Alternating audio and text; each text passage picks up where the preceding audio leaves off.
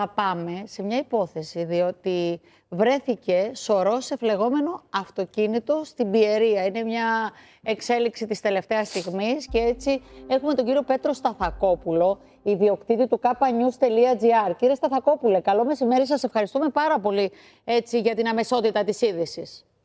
Καλό μεσημέρι και σε εσάς και σας ευχαριστώ για τη φιλοξενία. Πείτε μας, τι ακριβώς έχει γίνει, πώς εντοπίστηκε αυτό το αυτοκίνητο και τι λένε οι αρχές, τι μπορεί να έχει συμβεί.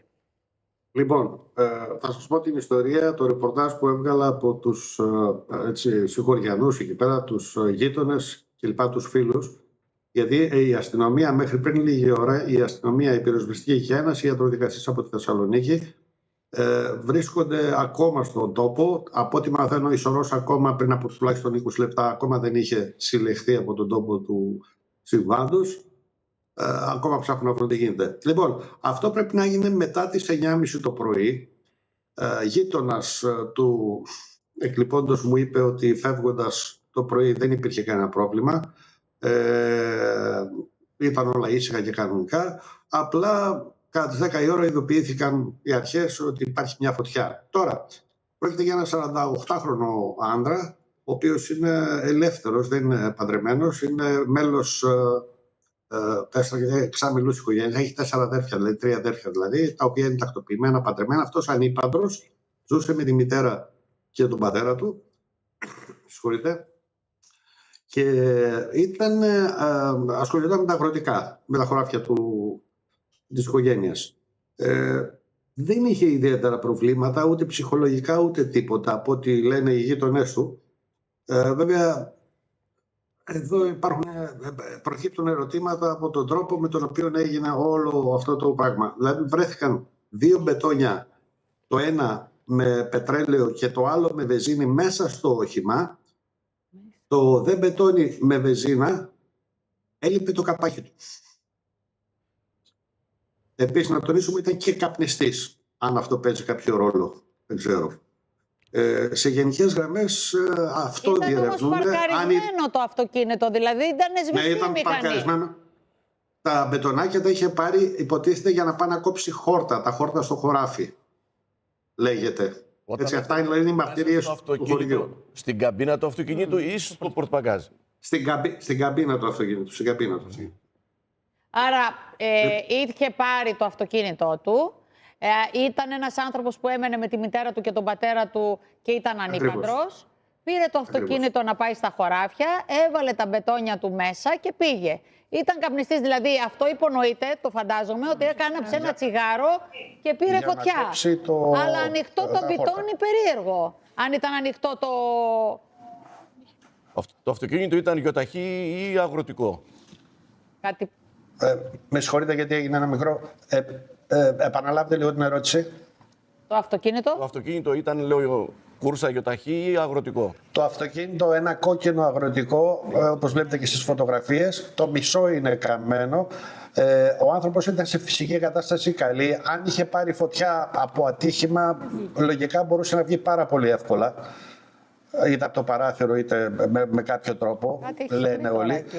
Σε καλή φυσική κατάσταση, ξαναλέω. Τώρα, δύο τινά εξετάζοντα ή να έπαθε κάτι, καρδιακό επεισόδιο ή κάτι άλλο και να μην πρόλαβε να αντιδράσει, ή συμβαίνει κάτι άλλο. Αυτό εξετάζουν αυτή τη στιγμή οι αρχές.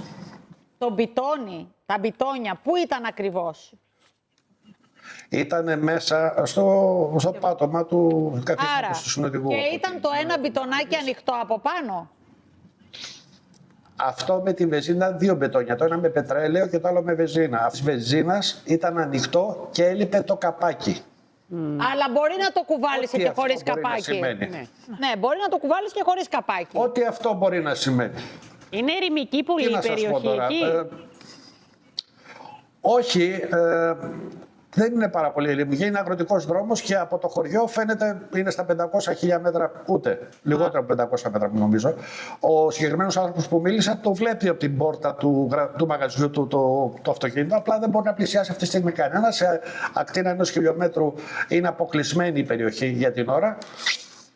Δηλαδή η περιμένουμε φωτιά νεότερα. ξεκίνησε μέσα από την καμπίνα του αυτοκινήτου ή από τη μηχανή? Ναι, Έχει τίποτα? μέσα από την καμπίνα, από ό,τι φαίνεται. Να ρωτήσω. Και πώς το βενζίνη με το πιτόνι δεν έχει καεί και έχει παραμείνει άθικτο? Παρακαλώ, πώς, Λέω, δεν άκουσα. Η βενζίνη, το πιτόνι με τη βενζίνη που είπατε ότι υπάρχει και είναι ανοιγμένο. Πώς είναι και δεν έχει καεί από τη φωτιά? Δεν ξέρω τι έγινε. Μα ξέρω ότι λείπει το καπάκι από το μπετόνι με τη βενζίνα. Να σας Ήταν ρωτήσω. δύο τα μπετόνια. Το ένα ήταν με πετρέλαιο και το άλλο ήταν με βενζίνα. Αυτό με το πετρέλαιο βρέθηκαν όλα τα... Το άλλο με τη βενζίνα λείπει το καπάκι. Περίεργα Τώρα, όλα, να ναι. κάει Να σας ρωτήσω. είναι περίεργες συμπτώσεις. Δεν ξέρω τι ακριβώς μπορεί να συμβαίνει. Απλό. Δεν ξαναλέω. Η Οι καψίες οικογένεια, κάνουμε με βάση τις πληροφορίες που έχουμε. βάσει των πληροφοριών που έχετε, η οικογένεια είχε μπλοκές με τη δικαιοσύνη ή αντιδικίες Είναι άριστη οικογένεια, υπόδειγμα στο χωριό, ήταν εξαιρετικοί άνθρωποι, νοικοκυρέοι, δεν είχαν οικονομικά προβλήματα, κανένα.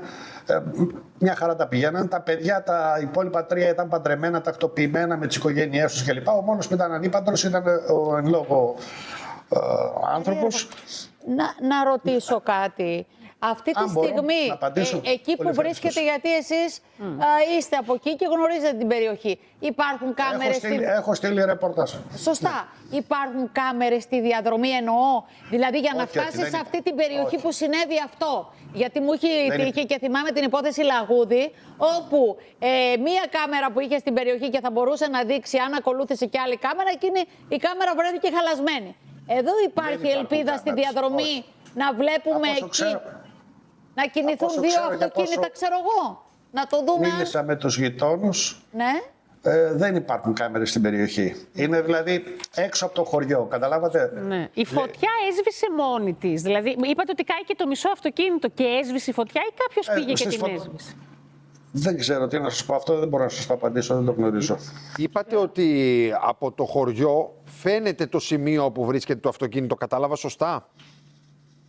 Ναι, είναι λίγο έξω από το χωριό. Άρα αυτό σημαίνει ότι θα αναζητηθούν και φαντάζομαι θα υπάρχουν κάποιοι οι οποίοι πιθανόν να είδαν, να είχαν δηλαδή οπτική επαφή με το αυτοκίνητο την ώρα που καιγόταν ή λίγο πριν. Προφανώς, έτσι και ειδοποιήθηκε και η πυροσβεστική.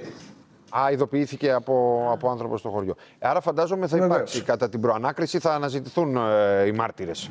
Ναι, απλά να μην εικάζουμε πράγματα τα οποία ενδεχομένως να μας ρίξουν σε λάθος διαδρομές. Ας αφήσουμε τις αρχές να κάνουν τη δουλειά τους.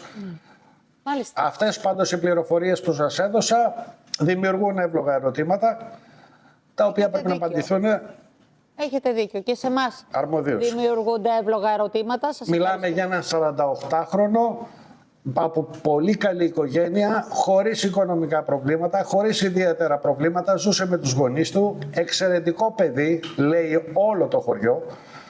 Λοιπόν, δεν φαίνεται να είχε κάποια προβλήματα. Και Για να σήμερα το δούμε. πρωί έγινε αυτό το συμβάν με αυτές τις συγκυρίες. Είμαστε κοντά. Σας ευχαριστούμε πάρα Τώρα τα πολύ. συμπεράσματα καταλαβαίνετε ότι Να είστε καλά. Σας ευχαριστούμε είστε πολύ. καλά και σας ευχαριστώ για τη υπόθεση φιλοξενία. Καλή συνέχεια. έτσι, που έχει κενά, έχει ερωτηματικά.